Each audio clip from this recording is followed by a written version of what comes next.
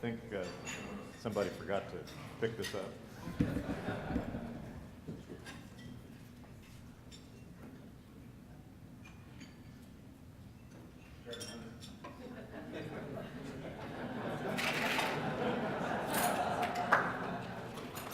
There it is, Gavel, right here.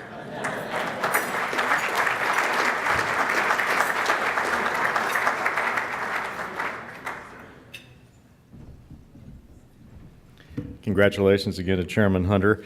Now, one of the great pleasures of having this annual conference is our ability to partner with the State Bar of Texas on its Gavel Awards. And here this year to present the Gavel Awards is Rudy England with the State Bar. Rudy?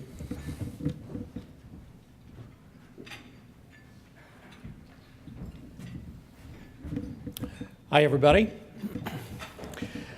It's my honor to be here today on behalf of the Public Affairs Committee of the State Bar of Texas. As an attorney, a former journalist myself, and the past director of the Senate Select Committee on Open Government, it's my privilege to present the 2013 Texas Gavel Awards. In 1789, Thomas Jefferson wrote, "Whenever the people are well informed, they can be trusted with their own government. That whenever things get so far wrong as to attract their notice, they may be relied upon to set them to rights." That's one of the maxims of democracy and one of our democratic republic's major themes. Journalism obviously plays an important role, and it has from our country's very beginnings, as Paul told us about in the beginning. Freedom of the press is in the First Amendment and the Bill of Rights of our Constitution. Journalists and many of the rest of us here today devote our lives to ensuring that Americans have the necessary information to govern themselves and, when appropriate, to set things to rights. Every year, the State Bar of Texas presents the Texas Gavel Awards to recognize excellent reporting of this kind. The awards celebrate journalism that gives us a deeper understanding of the legal system, enriches our knowledge of the law, and reveals what needs to be changed to make the system better. Each year, the entries are judged by an expert panel that includes out-of-state journalists, members of academia, and attorneys with journalism backgrounds. The winners reflect the attributes that these awards were created to celebrate: educational value, journalistic excellence, fairness, creativity, and innovation. Before I hand out these awards today, I'd like to first recognize Cindy Tisdale, who's here from the State Bar. She is the chair of the State Bar Board of Directors. Cindy, thank you for being here today.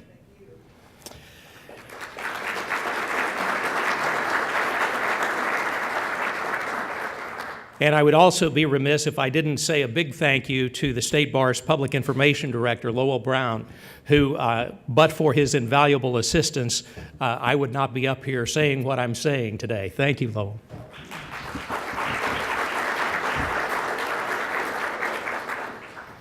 Our first award, is in the Print Major Metro category.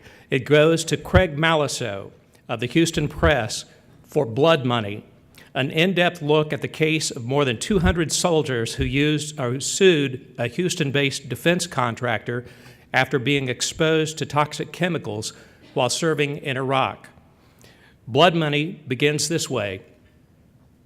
Larry Roberta, a specialist in the Oregon National Guard, sat on a stack of sacks brimming with one of the most carcinogenic chemicals known to man and chomped away on his chicken patty. The story goes on to detail how soldiers assigned to guard a water injection facility were exposed to toxic chemicals and began experiencing nosebleeds, breathing problems, coughing, and other ailments. In the ensuing lawsuits filed in Oregon and in Houston, the soldiers claimed the contractor knowingly exposed them to chemicals and failed to notify the Army for months. The story also exposed how a clause in the company's contract indemnified it for any on-site injuries or deaths, leaving taxpayers to pick up the tab. In Oregon, 12 plaintiffs won an $81 million negligence award, although a federal judge ruled that state law required a majority of the punitive damages to go into a crime victims fund. The Texas case is pending. In the words of one of the judges, the case is a tragedy with profound legal implications. He said Maliso exhibited strong enterprise and effort in pursuing the story. Another judge praised him for tackling an important topic and explaining key functions of the judicial system and civil law. Congratulations, Craig. If you would, please come forward and accept your award.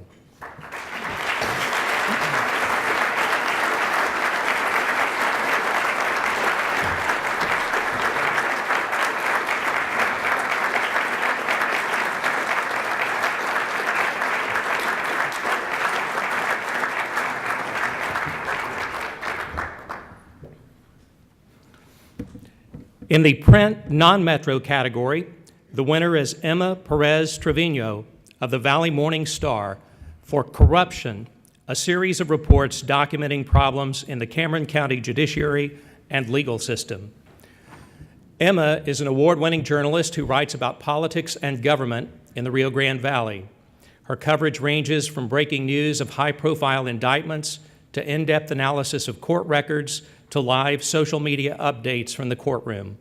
According to our editor, Emma's talent may be understanding the law and the density of legal language, but her gift is knowing how to tell the stories behind that legal language. Simply put, Emma makes the law understandable and captivating for average readers. In Corruption, Emma documents a web of ties, indictments, and convictions involving South Texas lawyers, a district court judge, a former district attorney, and a former longtime state representative. In the process, she provides a strong series of stories holding local officials accountable. It's basic watchdog journalism, said one judge, that also shows the importance of an honest and fair judiciary. It holds elected officials to high standards and educates the public about what they should expect.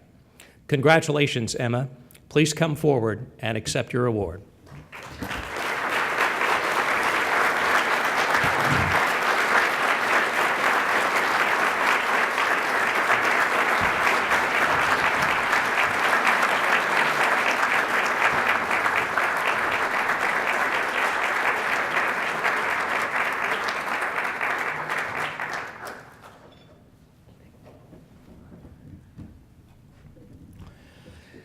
And finally, in the online category, the winners are Brandy Grissom, Justin Dane, and Ryan Murphy of the Texas Tribune for Errors in Judgment, the Consequences of Prosecutorial Mistakes.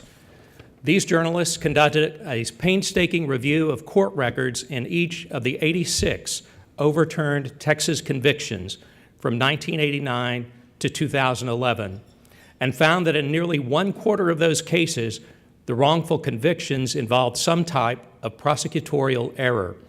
In all, the wrongfully convicted in those 21 cases spent a total of more than 270 years in prison. The series also focused on what happened to the prosecutors whose mistakes resulted in innocent Texans going to prison and the toll it took on the lives of the wrongfully convicted. They include Michael Morton, who spent nearly 25 years in prison for his wife's murder before DNA evidence exonerated him in 2011. Since then, Morton has struggled to regain a relationship with his son while calling for new laws to ensure that others don't suffer the same fate. Along with these stories, the series included an interactive presentation with more details of the cases. In the words of one judge, these stories address the critical concepts of criminal law, the presumption of innocence, the priority that the innocent are not punished. And they do so with good reporting and storytelling. Another judge praised the reporters for taking an issue from a prominent case and digging to find a more extensive story. Congratulations to the Texas Tribune team, which is represented today by Justin Dane. Justin, if you would, please come forward and accept your award.